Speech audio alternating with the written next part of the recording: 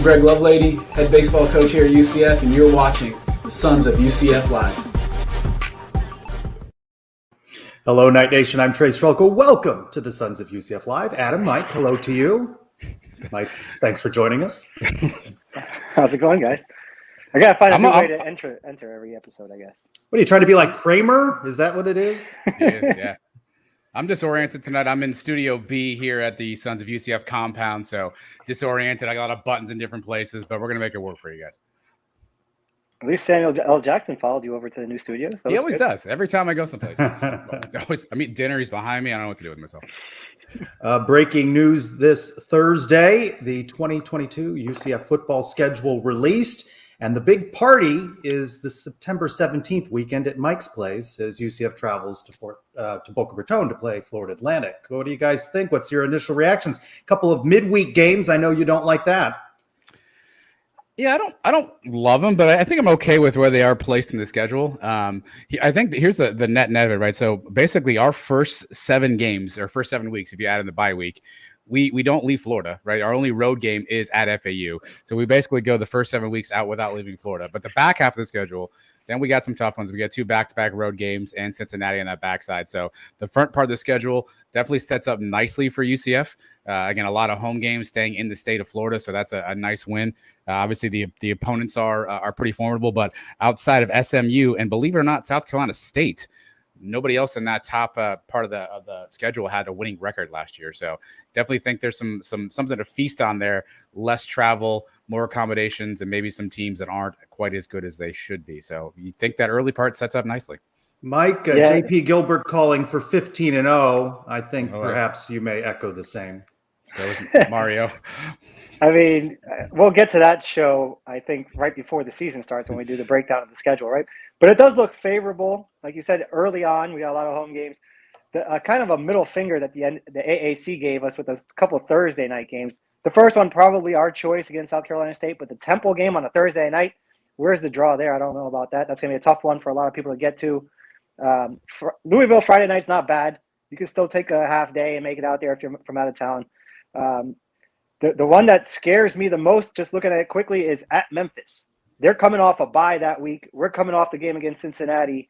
It's a road game, obviously. So that's probably the toughest game, I think, on the schedule. That stretch, Cincinnati at Memphis at Tulane there at the end of the year. Yeah, that was a comment that we received this afternoon from @Nitro Gus Bus. He was asking what we thought would be the toughest game, and he voted that Memphis one, thinking coming off of that tough game with Cincinnati. I got to like how UCF really released these today, a who's who, announcing each game on social media. You had McKenzie, you had Blake Bortles, Adrian Killens. Austin Heff said the videos from the former players announcing each game, genius. Another win for the marketing department, social media guys. Yeah, that was really cool. And not only did they just have those guys, but they had them with games that they had big plays in previous, right? So you had Blake against Louisville. You had Titus Davis against Cincinnati, AK against Navy, Shaquem Griffin, obviously with a sack against South Carolina State. So not only did they just find, 7 or 8, JJ Wharton too, by the way, against Temple. Not only did they find, 7, 8, 9, 10 really good players, but they found games those guys made plays. And I thought that was a really creative tie-in. I haven't seen that yet. I just heard about it a couple minutes ago. I went searching for it right before the show started. Still haven't seen it. So I'm going to check that out afterwards. And you'll note the game against the Cows, perhaps not Black Friday, listed as a Friday, maybe a Saturday, depending on the quality of the other AAC games scheduled that day. Our friend Drew, @StatBoy Drew, said, what's the over-under on number of people going to complain that the war might not take place on Black Friday? Of course, we won't know until the season unfolds, but I'm sure there are going to be some folks that do gripe about that. Yeah, I mean, that is a bummer, right? I think we all look forward to that, but I'm actually surprised this hasn't happened before because last year, obviously, the game was kind of a stinker, at least in terms of a national perspective. I think they got lightning in a bottle with 2017, but this gives them flexibility. If you read the little fine print, there's essentially 3 different games they could choose between on that day.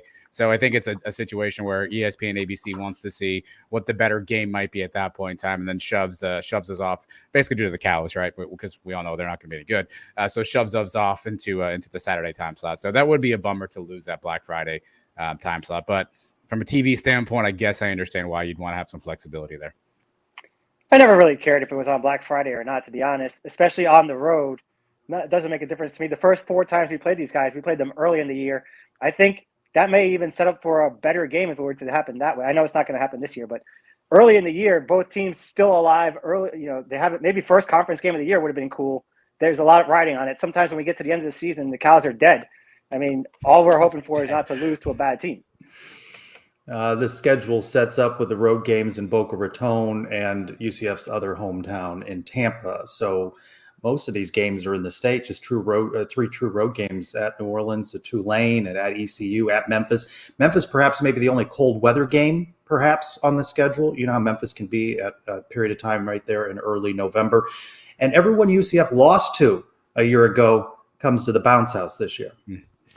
Yeah, for me, I've got Louisville circled. I think that's a game where I'm not accusing them of hitting everybody's knees last year, but we had like 7 guys with knee injuries against Louisville. So for me, this is a revenge game that we need to have back badly. They're bringing back Malik Cunningham, the quarterback who basically ran all over us last year.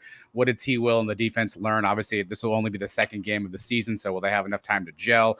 For me, if I'm circling a game, obviously Cincinnati's a big one, don't get me wrong, but I want that Louisville win because I think we have some unfinished business with Louisville. Couple classics that we played with them the last 2 times up in Louisville. They've never been here to Orlando, right? Not even way back. No. So that's going to be a fun one on a Friday night. The place is going to be packed. It's the 2nd week of the season. The first week's a warm up. That game against Louisville is going to be the real kickoff to the season. That's going to be a fun one. I'm looking forward to the FAU. Obviously, it's down here. It's only a 20-minute Uber ride for me. Good tailgate party, maybe a Suns tailgate party there. Should be. We should definitely set something up. Here's the issue I'm having now. I'll work around. Here we go. Well, it's February 17th. This happens every year. My wife's birthday is September 14th.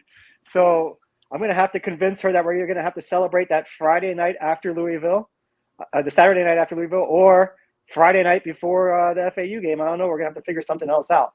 But I've always get that little dilemma there early in the season. You got a lot of time to figure that one out. You go that Friday. You go 9/9. You go Saturday before her birthday. Nice little time out with the family and the friends. You're good. Problem solved. All right. Yeah. Tell her that. Let's see how she. Is she there? Bring her on. Yeah. It could work. Her birthday doesn't actually fall on the game day, which I've had that issue before. The Stanford game was her 40th birthday. The Penn State game in 2013. Age drop seemed unnecessary. This is not helping your cause. Wow. So yeah, sometimes I can't get around it. Also, this season, I looked at the schedule too. My mom's birthday is one of these games, and my sister's birthday is the other day. So I'm going to have to come up with some creative excuses on those days. You got plenty of time to figure this out. What do you think the most attractive road game, though? New Orleans, Tulane, folks like to party there. And a good reminder that when UCF leaves the AAC, your road destinations will include places like Manhattan, Kansas. Well, to find attractive, I think obviously FAU, a lot of alums will be able to get down there and watch that game. It should be hopefully a winnable game. Willie Taggart on the sideline, no love lost with Willie T. So that could be attractive. I will get out right now. Sleeper game, trap game, the 22nd at ECU. That's the week before Cincinnati. ECU wasn't terrible last year. They were 7-5. They played us tough at home. We're going there. It's always kind of a sleeper situation. Remember 2 years ago, that's the game we had 19 false start penalties to start the game off. Yeah. Always a bit of a weird scene. That's the Hell Perryman scene. Always some weird stuff happens at ECU. So the week before Cincy, trap game ECU. Book it. Is Holton Ahlers going to be back for his? He's like not like year 7 or something. Yeah, him and your wife both had their 40th birthday recently, I think. Yeah, that could be an interesting one, especially if they get off to a good start and their crowd's into it. That could be a tough place. At Tulane, late in the year, maybe a tough one as we're winding down there. The rest of the schedule, I mean, SMU is not going to be easy. That's going to be a tough home game too. So We'll see how this thing goes. We got to get our quarterback situation settled first. Well, that's after Georgia Tech too, right? So we go Louisville at FAU, then home for Georgia Tech. The first time I think I saw in the press release, the first time 2 Power 5 quote unquote teams have visited the bounce house in the same season. So Georgia Tech, by the way, getting no favors. They play Clemson, Ole Miss, us, and then Pitt for the first 5 games. No favors. Murderer's row for them. Yeah. The schedule sets up nicely. There are always going to be some things that you don't like. There's a couple of wrinkles in there that you'd like to perhaps not have. But overall, a lot of games at home, close road destinations, some favorable matchups, some revenge against teams you lost to a year ago. So I think it sets up nicely. And spring camp just a couple of weeks away. Spring game coming up on April 16th. So season we're going to get to continue to talk about football here, and the schedule release is just a big part of that. We turn now to baseball. Baseball in the news because the Knights begin their season on Friday night. I know that Coach Greg Lovelady is one of those on Mike's hot seat. Mm-hmm. It's a question we get in the mailbag. I had a nice 30-minute sit-down with him this week in his office. You can find that on the Sun's YouTube channel. He revealed to me and now released everyone that the starting pitching for this weekend is going to be David Litchfield out of the bullpen. He'll be the Friday night starter. And then Connor Stain, who comes in as a transfer, and Hunter Patterson, who you thought might have been the Friday starter. This is a team that was 31-30. You know how close they've been, losing 11 one-run games a year ago. What are your expectations? The league looks like the coaches say fifth is where they have the Knights, and it doesn't seem like that is going to be quite good enough for Knight Nation. Yeah, improvement, Trace. I think it's just been we haven't had a chance to make the tournament, the playoffs, if you will, in a few years under Greg Lovelady. Started off really hot when he first took over, but you've seen kind of a downward trend a little bit. I mean, they're playing well. Last year, we forget they got to the conference championship game. I know we all forget that because the season expectations probably weren't met, but they battled all the way to the championship game.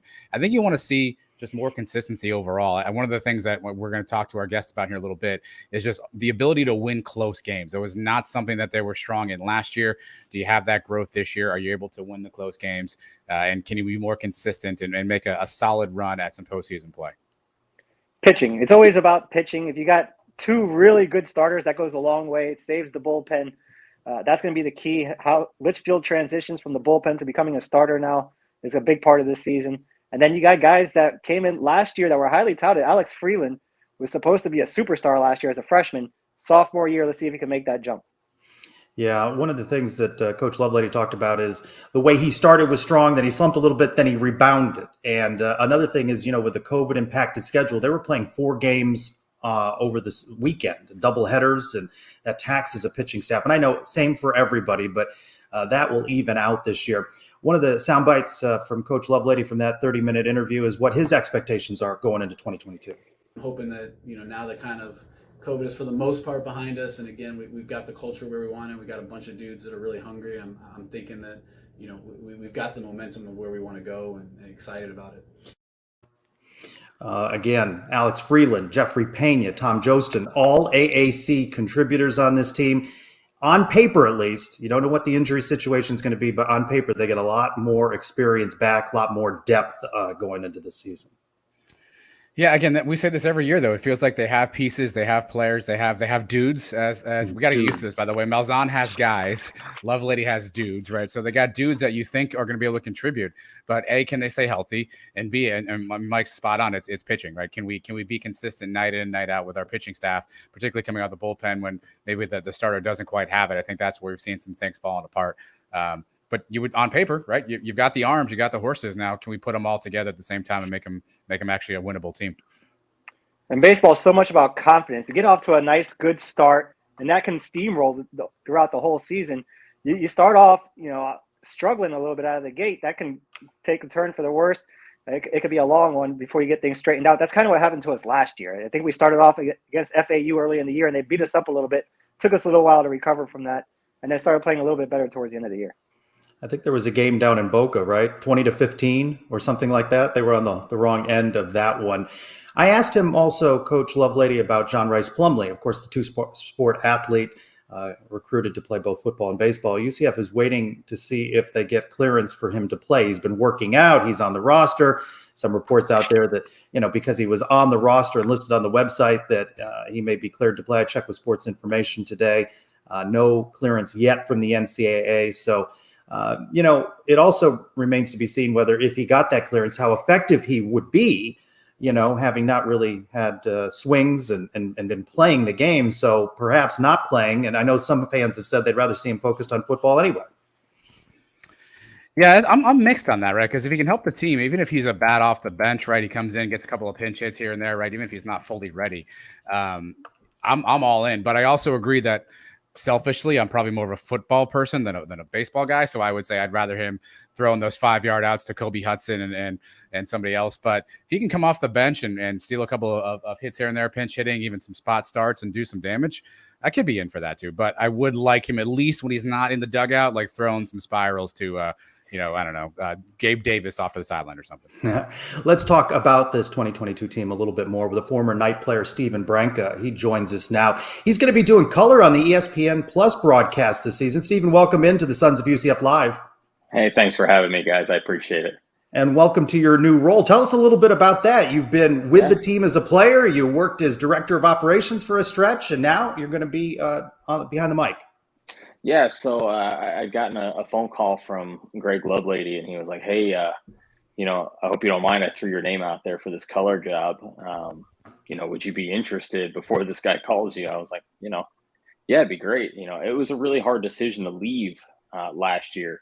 My family was just growing, so it was one of those situations where I was like, hey, I got a baby on the way. I got a 4-year-old. I was done traveling at that point, but to still be around the boys and be able to do that and help the program, it's a blessing. It's awesome. So I'm excited. Well, what do you think about this 2022 team? This is a more experienced team, a lot more depth, and there are lessons to be learned when you lose 11 one-run games. Yeah, that was a tough year. A heartbreaking year in a lot of ways, especially the way we ended. So that's the focal point, right? Is how that team ended last year.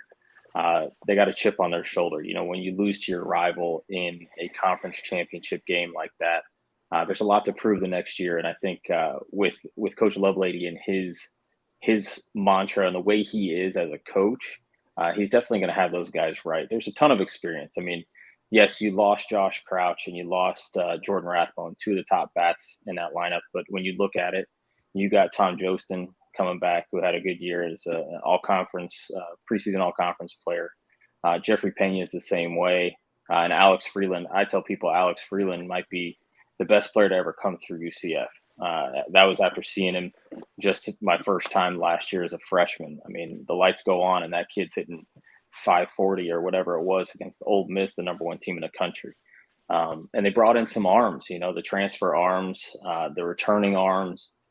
There's a lot to build off of on that team, and I think it's built for success. It's young in some places, but it's built to be really good for a while. So that's exciting.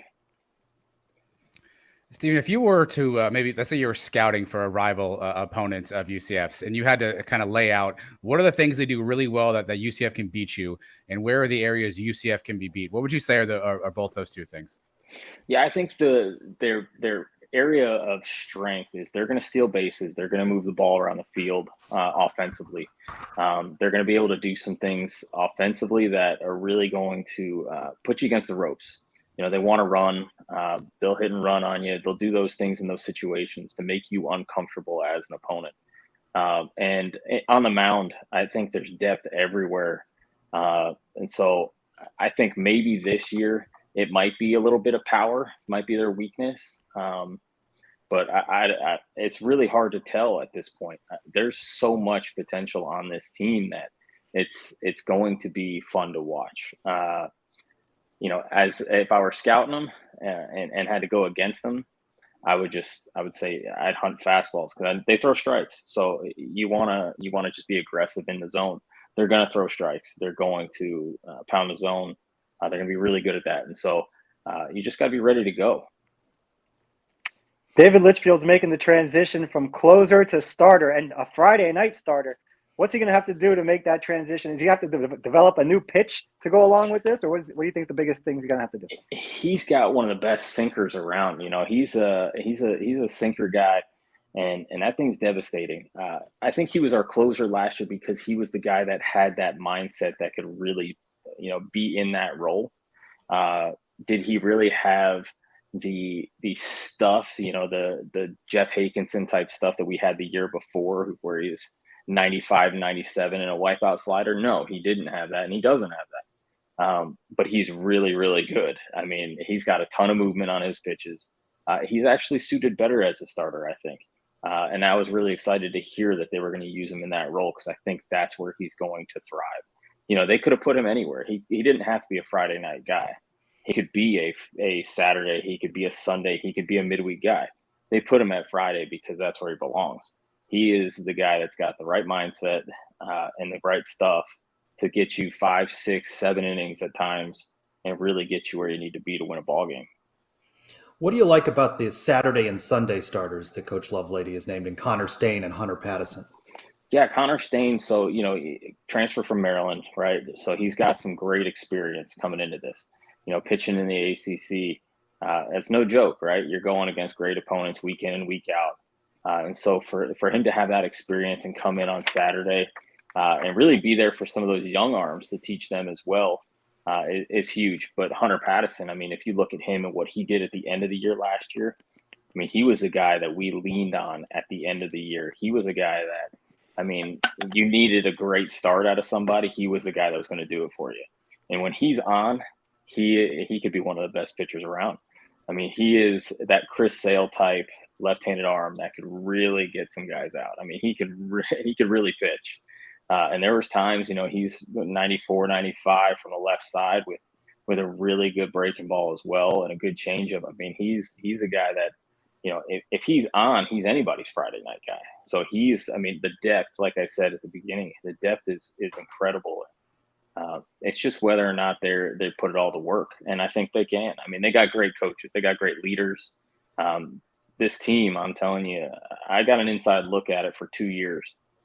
And it's special what they're doing there. That program is really on the rise. It's really a special place. Back to the position players for a second. We know Freeland, Pena, Joseph. We know those are the guys. Give us the name of a guy maybe who's under the radar who you think is poised for a nice breakout season from the position player groups. Yeah, so I think Michael Brooks might be that guy, right? He transferred in from Arkansas, didn't get a chance to play last year. And so he got to know the program and kind of got to fit into what they were doing there, but didn't get a chance to play. And so I think that's a guy. I mean, anytime you get an SEC transfer to come in, right, it's a guy that you're hoping can really bolster the offense. The other guy, I think, and I've known him since he was probably, he might have been 6 years old since I've known him, is Cole Russo, from the Tampa area kid. Played at Jesuit, grew up in a baseball family, had a ton of success in high school. Was actually surprised he didn't get drafted in a position to really make a tough decision for him. So he's got a chance to be somebody special. John Montez is a kid from last year too, kid out of Puerto Rico, played some infield for him. He's got a chance to be a really, really special player as well. So outside of those all conference guys, I mean, you got some guys that have experience and some guys that can really break out this year. We went to school. We graduated 20 years ago. We've been following this program a long time. It seems like the team was just as good, if not even better, back in those days. Jason Arnold, Justin Pope, and those guys. Yeah. What's it going to take for this program to consistently be at the level where we need it to be, winning regional tournaments and things like that? It all comes down to pitching in the end. It's getting those arms. I mean, when you go into a conference weekend, that's what wins you games is pitching. And so the arms that they're getting in on a consistent basis is starting to get to the point where it's like, these guys are choosing between those Power 5 top end schools and UCF. And so we're on the right guys. We're talking to the right people. We're trying to get the right people in. And they're doing a great job of getting those guys in. And it's kudos to those coaches, Nick Oddie and Ted Tom. They crush it on the recruiting trail. And so it's a tough job trying to find players it's really an era that recruiting has gone crazy, right? These kids are recruiting in 8th grade, 9th grade and stuff like that. And, who knows what they're going to be, but it's that consistency of keeping up with kids and finding the right kids to be able to recruit to make you a top-notch program, right? It's the players that make it. But these coaches have done a great job putting them in a great position to succeed, but also getting the right guys in.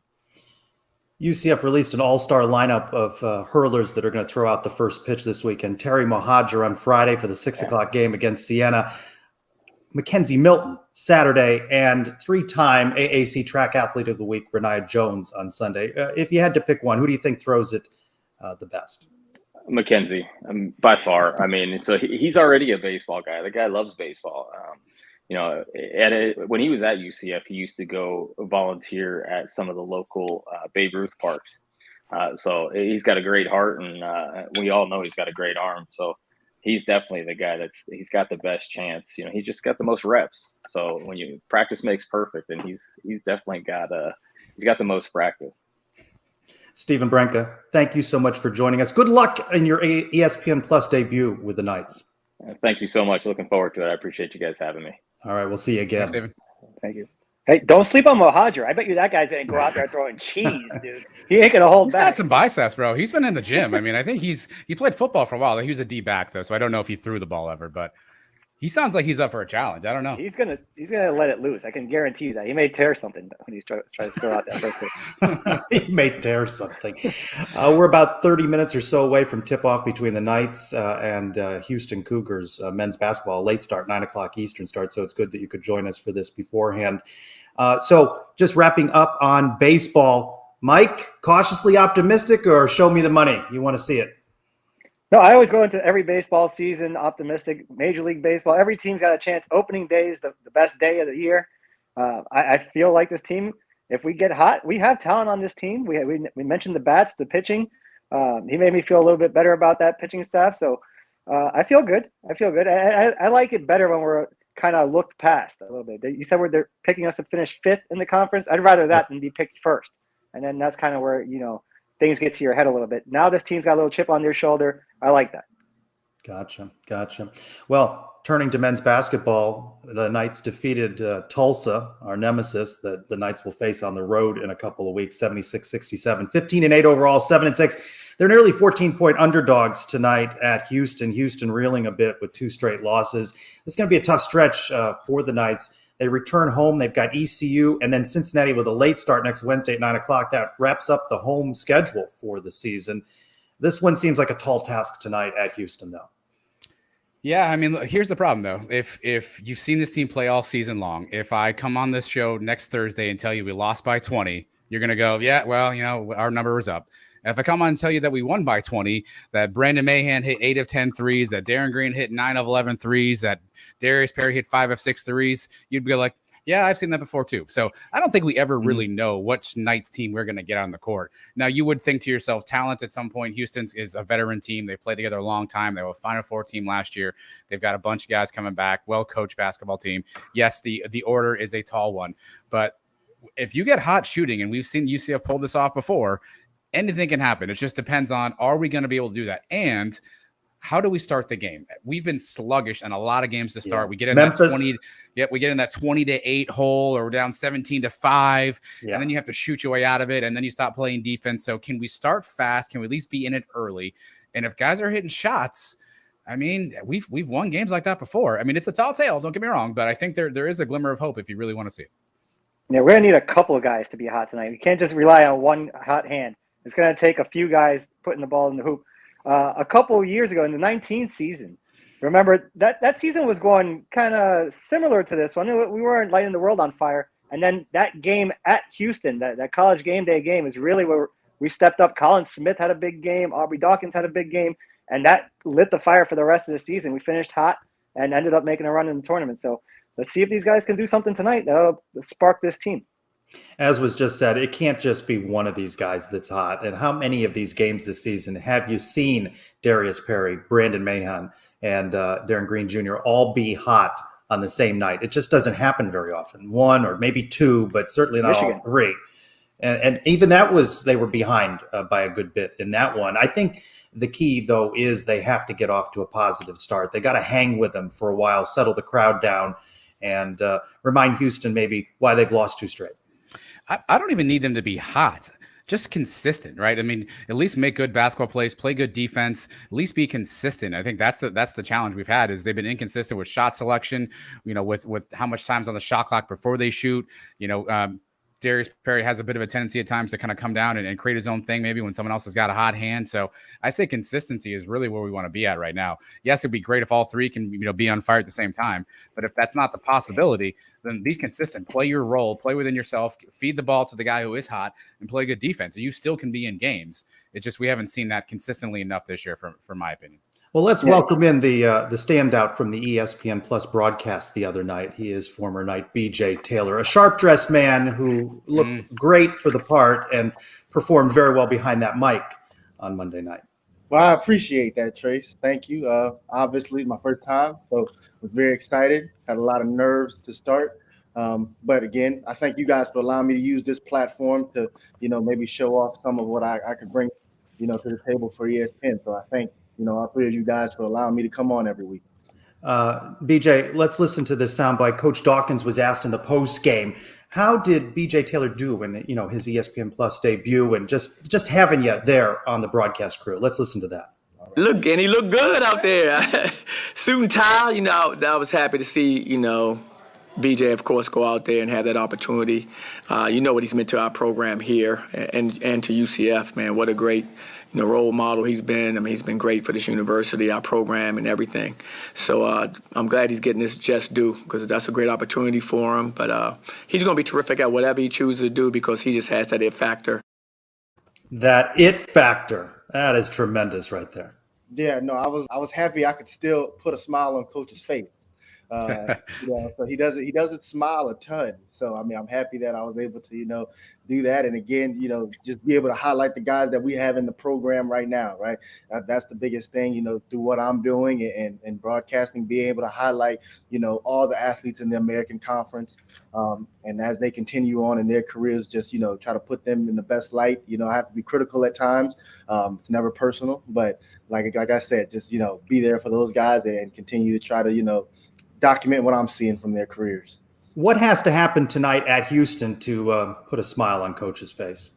Yeah, well, we have to match them on the offensive boards, right? Houston is number one in the conference in offensive rebounding with 12.8 offensive rebounds per game. And I mean, their sort of conference accolades don't stop there, right? They're number one in offense rating, they're number one in defense rating. And if you don't understand, what those two ratings are, they're basically advanced analytics on how well a team defends and how efficient a team is on offense. And they're number one in both of those categories, right? And a couple, more simple statistics.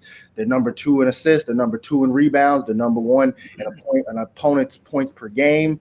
So they present, an enormous challenge, right? So for our guys, I think the biggest thing is figuring out how we can get the three ball off. I know it sounds, like I repeat this every week, but our guys are 12-2 when we make 10 threes or more in games. And in games that we don't make 10 threes or more, the success doesn't seem to be the same for this team. So I think the biggest thing is continuing to, sort of take the shooting prowess that they had the other night against Tulsa and bringing that on the road to Houston. Back to Houston for a second. Last time we played them, Josh Charlton killed us. 13 points, 15 boards. What do we need to do specifically to kind of neutralize him, or at least maybe reduce his output this game? Yeah, Josh Carlton's an interesting story, right? Because he transferred from UConn, where I played against him when he was a freshman, and he was a solid player, a kind of a rebounder, a screen setter, and now he's grown into this role at Houston, where he's become more of a more staple of their offense, especially with the injury to their leading scorer, Marcus Sasser, earlier in the season. So I think for us, Mbake and CJ are going to be huge down low, defending him, trying to make it as difficult as possible for a guy like him, because even though he's being more effective and he's their leading rebounder at about 6.3 boards a game, I think he's still someone who is going to rely on his teammates to set up his offense, right? Alongside him is going to be Fabian White Jr., and Fabian White is a guy who's able to step out to the three-point line and kind of create a mismatch. So we've got to be physical with Josh Carlton under the hoop, and we've got to limit, Fabian White's production, because he's kind of a inside-outside guy for Houston, kind of does a little bit of everything. So those two guys, Josh Carlton and Fabian White, are definitely going to be keys for Houston, and UCF trying to sort of slow them down is going to be huge. Houston's coming off 2 losses coming into this game. You think this is a good time to catch them? Are they struggling a little bit, or is this kind of a scary time to get them because they're kind of angry? Yeah, Mike, that's a good question. It's kind of two sides to the coin, right? I've said in the past that teams that are coming off losses are dangerous. So that Houston isn't any different, right? They're coming off of 2 losses, and they've been off now, I think, since last weekend when they played Memphis and they lost. So they've been off for like 5 days, and I can tell you right now, as a player, their practices have probably just been absolute, HE double hockey sticks. Like their practices have just been, coach yelling, screaming, everything is a problem, everything is bad. And the guys are probably taking it in now because they've lost. So they've been humbled, right? On the flip side, when you lose 2 games and you start to, kind of go on this downtrend, other teams are able to see and really watch the film on what made other teams successful, right? You see this a lot with undefeated teams. Nobody can figure out the recipe for how to beat them. But then once one team has the recipe, everybody else just does the copycat, formula, right? So whatever Memphis and SMU did, to kind of cause trouble for Houston, I would expect UCF, to do the same thing tonight, to try to implement, a similar game plan. So you suspect Kelvin Sampson is a bit of a yeller, a screamer?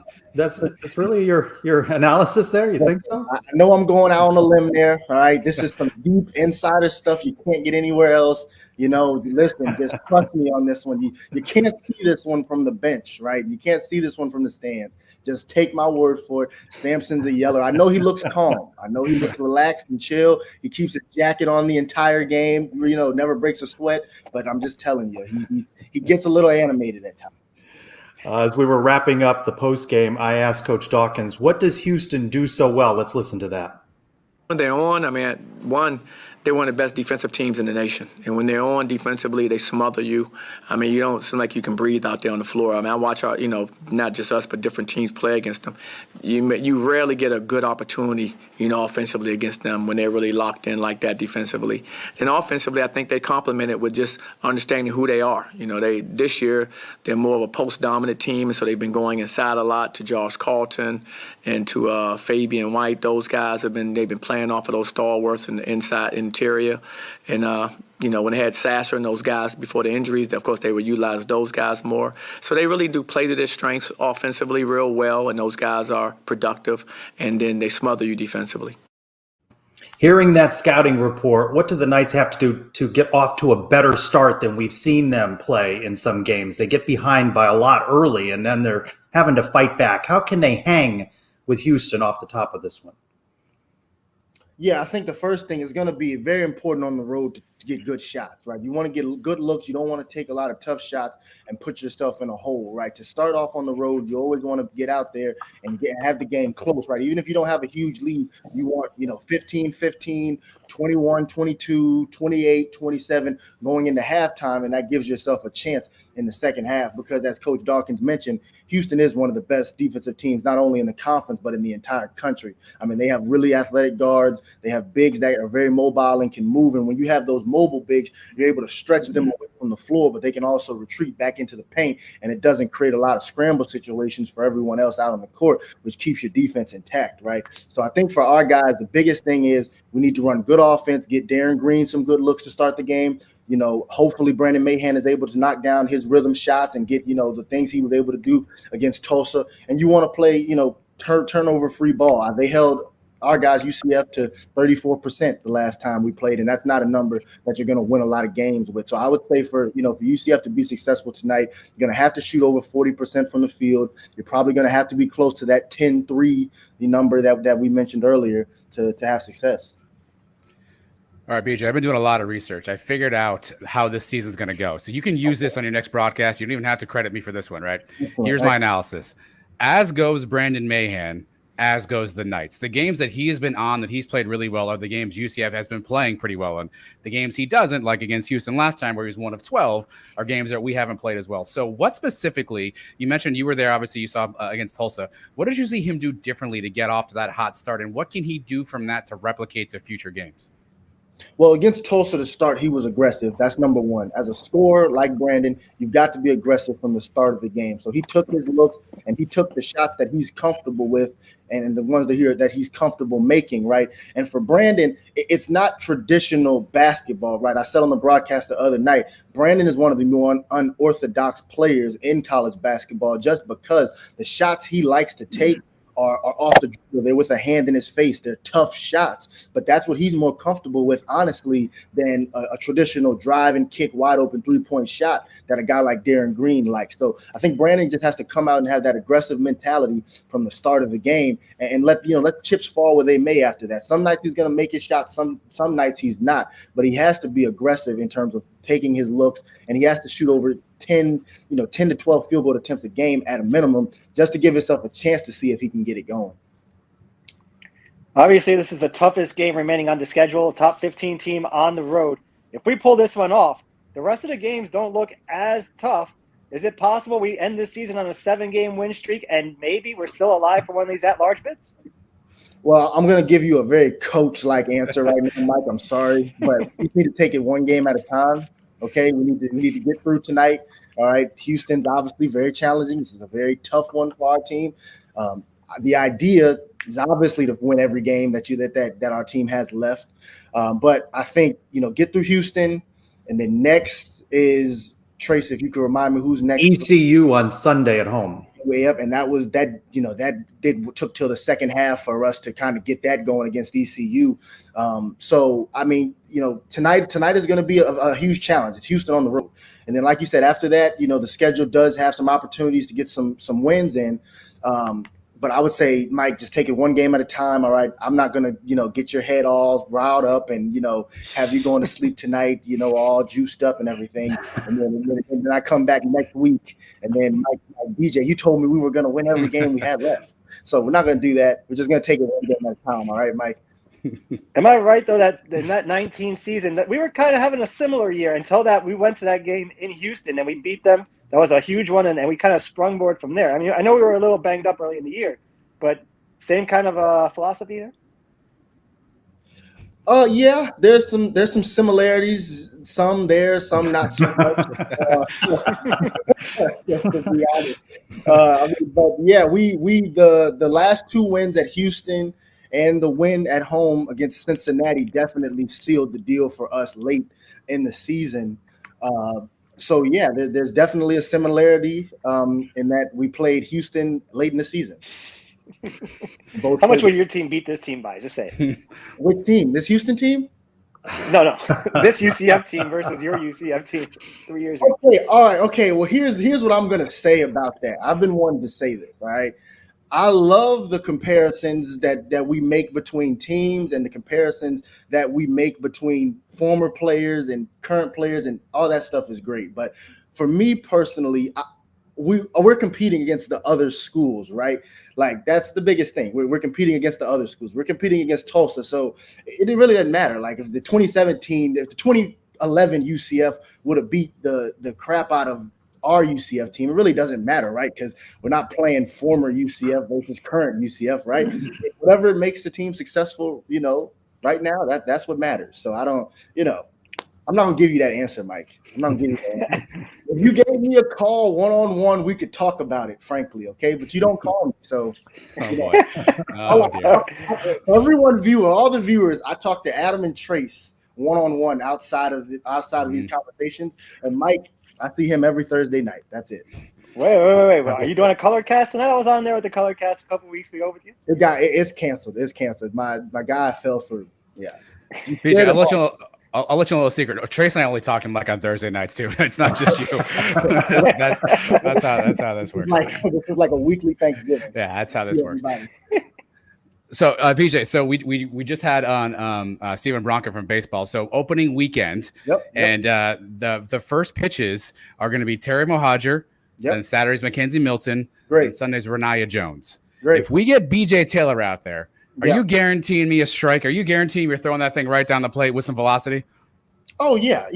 Listen. This is an all-around athlete here, baby. All right, we're working with a lot of different skill sets. All right, I chose basketball because that's what I was best at. But listen, I could give you a little something, maybe 80, 85 over the plate. Wow. I see a lot of people are hyped about this transfer, John Reese Plumley coming in, and how he's a dual sport guy. And I'm like, well, maybe I should have been a dual sport guy. Maybe I would have got I could have got the basketball love and the baseball love. We got to get that set up. Yeah. We got to get that set up. I also talked to Mackenzie Milton while he played that I could have been his backup, right? I could have been McKenzie's backup. Just saying. Not the year the team went undefeated. I could have been his backup. That's all I'm saying. No shortage of confidence. I could have been here. his backup that year too. Undefeated. I could have been his backup. Could have got me. Before we wrap things up, BJ, women's basketball, they beat Wichita State. They outscored them 43-16 and a half. They held them to 35 points. They're second in the country here in scoring defense and still just receiving some votes. They're outside that top 25. This is a dominating defensive, scrappy team. It truly is. I mean, you got to give Coach Abe and, like I've said before, Diamond Battles, Brittany Smith, Massini Kaba, and their entire coaching staff and all of their players.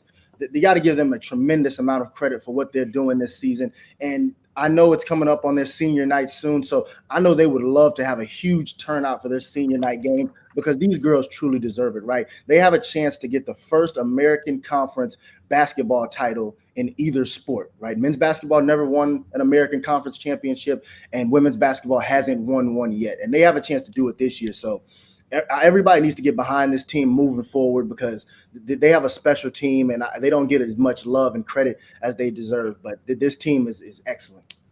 Now that you're on the airwaves all of the time, you still working in the basketball training? There's still room to give you a call and arrange that? There is. Yeah. Yep, you can still reach out. We can figure something out. If you have a kid or anybody you know who may be interested in training, anything like that, just reach out and we can work something out. You know, so I know Mike was talking about a men's league. So, Mike, whatever you need, just bring your ankle braces and icy hot, and we can do that. You know, if you listen to the podcast, the Sun podcast, you might have heard Mike claim credit for your great performance on the ESPN Plus broadcast. So, you know, Mike launches many a career here. Well, I was gonna say that, guys. Like 1 week, I need to come in the first 15. All right, I'm like your second half guy, okay? And I know for our basketball team with UCF, I did a lot of second half scoring, but I can do first half stuff too. You know, let me in here for a little football analysis. I just want to talk, right? I just want to talk football. Okay? I like this. Noted. The challenge has been put out. Nice. All right, we're about 15 minutes or so away from tip as long as this game ends on time. BJ, thanks so much for joining us. We can't wait to hear you on another broadcast soon. All right, guys. Thank you guys for having me on and enjoy the game tonight. Thanks, BJ. Thanks, BJ. Quick around the kingdom, 24th ranked softball. They lose over at Clearwater today to Wisconsin. They're 4-2 now. 100th career win the other night for Coach Bear with UCF. This is a tough one. This tournament has 19th ranked Michigan, Texas Tech, 18th ranked Tennessee, 11th ranked Texas, number 5th FSU. Murderers Row. Let's see how many wins that they can put together. And as I mentioned, Renaya Jones, the AAC Track Athlete of the Week, 3rd week in a row. Just rename it for her. Let's open that mailbag so we can get you to basketball on time tonight. We got a little walk and talk, a little sound from someone this week, Adam? Yeah, a celebrity guest has brought in a question, Trace, and I'll play it for you now. Hey guys, first time, long time. Love the show. My question this week is for Trace. Trace, I love the walk and talks you do every week, man. When are you going to learn how to flip the videos the proper way? This week, you single-handedly moved the new baseball scoreboard from right center to left center field, and it's driving me nuts. It's very simple, man. All you gotta do after you record these videos, you click on edit, you hit the button that says crop on the bottom, and then on the top left, you hit the button on the top, and it flips the video the proper way.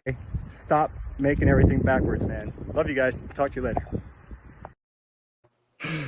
I'll have to rewind to this part of the show. Who was that guy? I think I now figured out who Juan Gonzalez is because he's been in the comments all night. Juan and I are probably gonna have to fight at some point. He's not a fan of mine, but I don't know who that was, Trace. It was an anonymous walk and talk that came in. Anonymous walk and talk.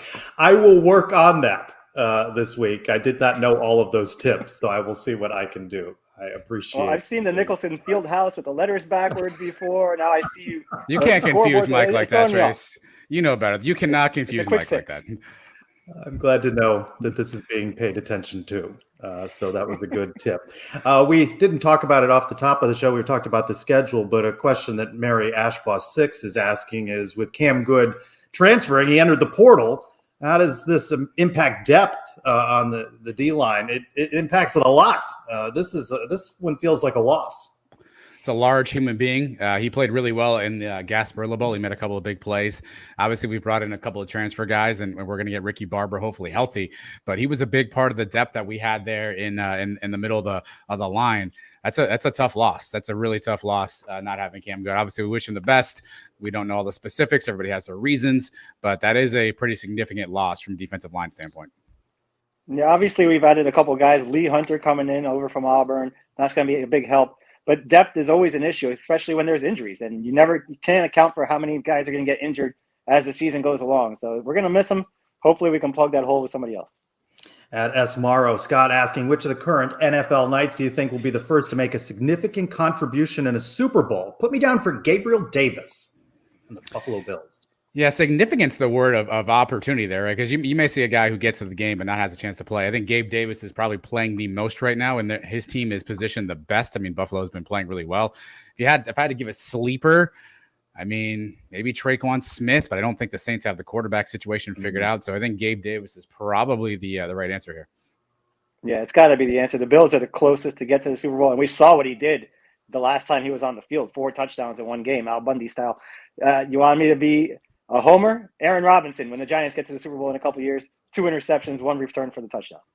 What about Matt Prater? The Super Bowl is in Arizona this coming season, and each of the last 2 teams that hosted won. So, well, their quarterback's too busy deleting his Instagram. I don't know if they have the squad for that right now. At JP Gilbert, winner. Mike, how do you rank Coach Greg Lovelady's hot seat? Mild, medium, or hot? I'll put it right in the medium right now. Obviously, we've had this discussion for the last few years. Just like Johnny Dawkins, he's going into year 6. Usually when coaches come in, you give them 3-4 years to get things going. This program's kind of gone back a little bit the last couple seasons. So let's see if he gets this thing straightened out. Nobody's in the hot seat opening day. Talk to me a month into the season. I'll let you know. New segment, Mike, debuting on this week's show are bowl projections for the 2022 season. Brett McMurphy out with his this week. UCF versus Virginia in the Military Bowl prompted the question from at 911_black_gold on Twitter. Since McMurphy put out his first bowl projections, what are your projections for UCF? So let's debut bowl projections for 2022. It's so ridiculous. We don't even know who's going to be on the team.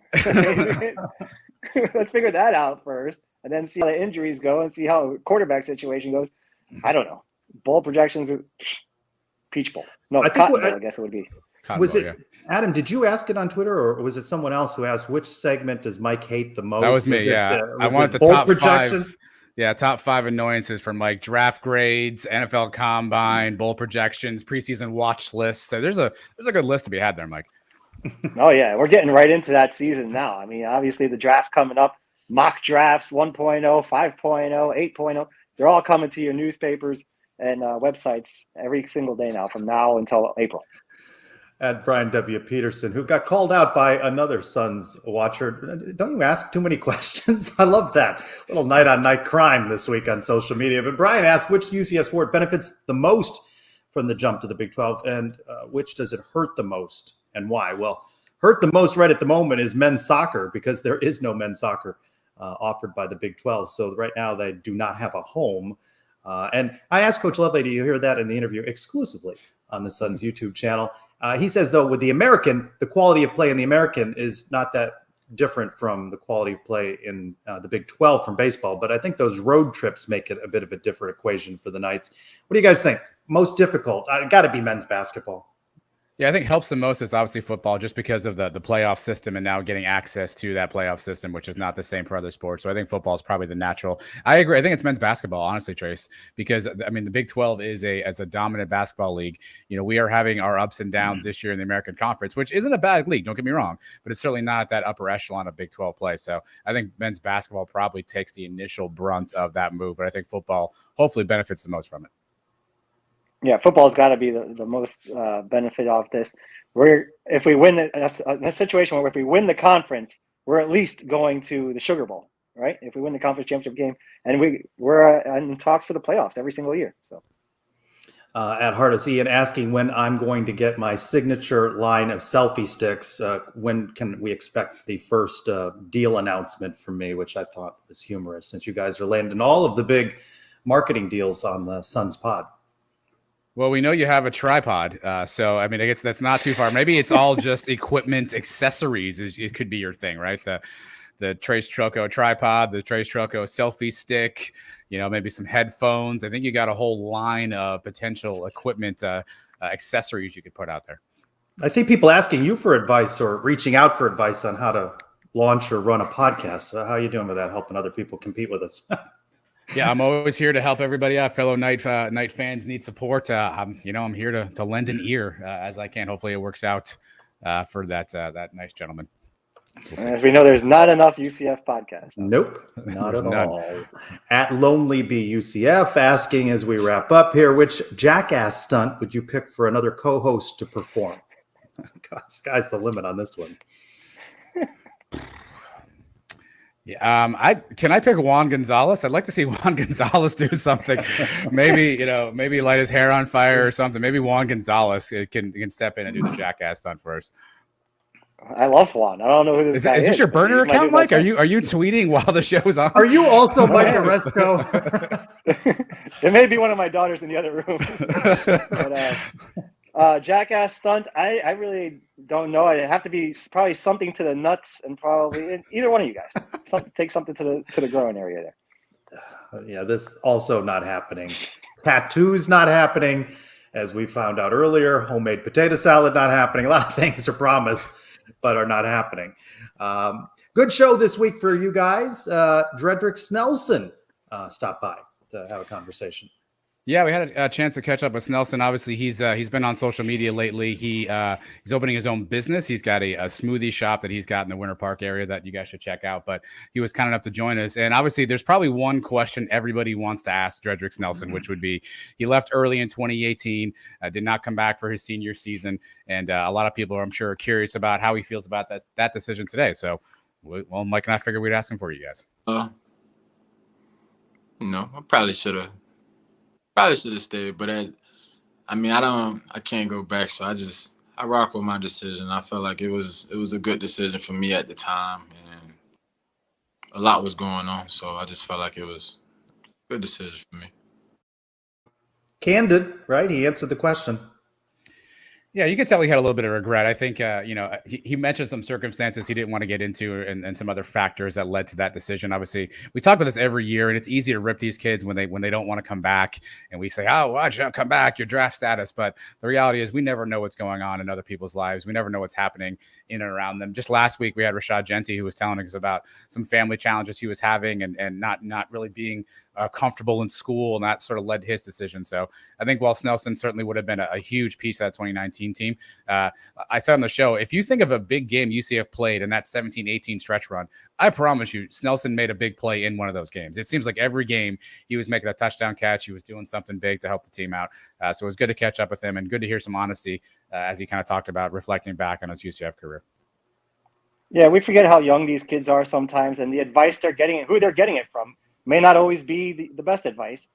He took a chance to pursue his dream. You can't fault him for that. But yeah, if he would have came back for that 19 season to go along with Marlon Williams and Trey Nixon and Jacob Harris, that receiving core would have helped Dylan Gabriel that much more in some of those games where we would have needed him.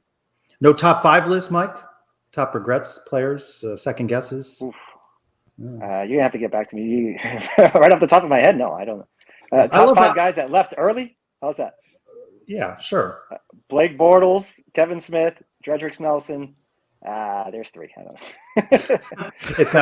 It's now been edited as a top 3 list. I like that Mike feels that any question, no matter how obscure, can be asked of anybody else. But when you hit him with something, he needs time to research. You request these top 5 lists every week out of me.